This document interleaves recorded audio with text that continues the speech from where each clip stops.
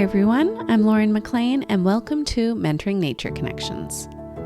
It's hard to believe that it's already the middle of October, though if you're listening from my neck of the woods on the unceded lands and waters of the Coquitlam people, also known as Port Moody in British Columbia, Canada, you'll know that we're having very odd weather for this time of year. It still feels like summer with the temperatures up around the mid-20s. Today it was 22 degrees. It's been far too long since we've had any rain, and our poor trees, the plants, and especially the salmon are having a very difficult time right now. It's the type of weather, the elongated summers and droughts in the autumn, that make the impacts of climate change painfully obvious. Today's episode is going to be another short autobiography, for lack of a better word. A quick review of what our grade 1 and 2 learners have been up to over the last few weeks and what we're looking forward to. We've continued our commitment to daily nature walks, where we're looking for signs for fall. Usually in October is when we can start observing things like mushrooms. However, because of this warm weather, we haven't seen any so far. Well, except for the shelf fungi or bracket fungi that grows on the deadfall trees. We have explored most of the lands around our school grounds, talked about what lives there, plants, animals, birds. We talked about what we can learn from the space and how we can learn on the space, two different things. Some of the spaces we have even named. This one hill that we walk around because it's a bit too steep for us, we call Squirrel Knoll, because we always see the same squirrels there looking for acorns under these big oak trees. We also discovered a small little hidden nook in the forest. It had a really small overgrown pathway that led to a small clearing. It was big enough for our class to fit into safely to explore. The entrance of this trail had a really large patch of huckleberries growing on both sides of it. So our learners have affectionately named this space Huckleberry Hideout. They know it's a place that we go as a group, not during recess or lunchtime, or with their parents supervised after school. Huckleberry Hideout has been such a joy that we visited it every day last week. To collect twigs, to find a sit spot, to have a classroom read aloud, and to sing our new sit spot song called From the Trees by Brandon Grant. This week, our desire to visit Huckleberry Hideout is just as passionate as it was last week, but on our nature walk, we discussed as a class why we don't visit the same space every day.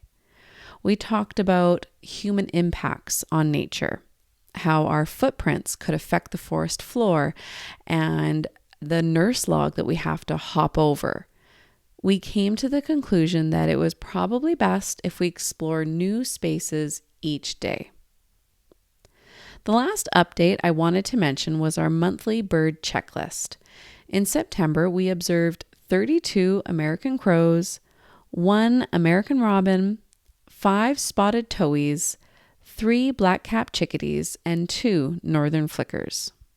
So far in October, we're at 27 crows, 0 robins, 1 towhee, 6 chickadees, 3 song sparrows, and 1 northern flicker.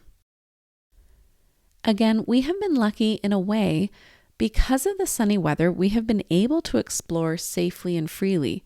And there has not been any hesitation by our learners because they aren't worried about getting wet or cold. Our stamina has developed by leaps and bounds because of our daily nature walks.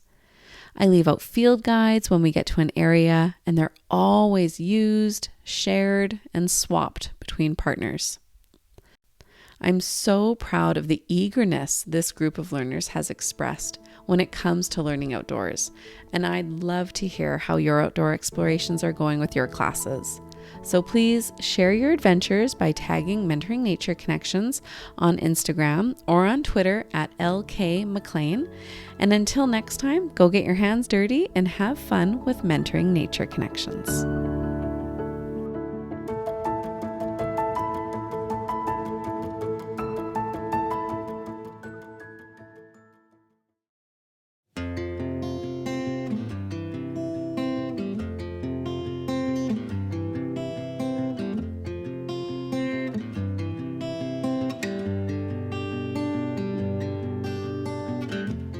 start on my path, I look around to find a spot that I can call home for a while. Walking slowly, I feel so calm. I find a spot where nature opens up her arms for me to breathe. I see the stories I can learn from the trees, the feeling, the touch of gentle breeze, knowing the land around me brings me peace, watching the world around me sets me free. I feel the sunshine kiss my skin, I hear all of the birds singing from within. I get familiar with my space.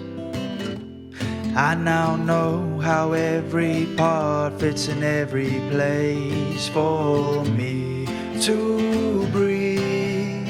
I see the stories I can learn from the trees, the feeling, the touch of gentle breeze, knowing the land around me brings me peace, watching the world around me sets me.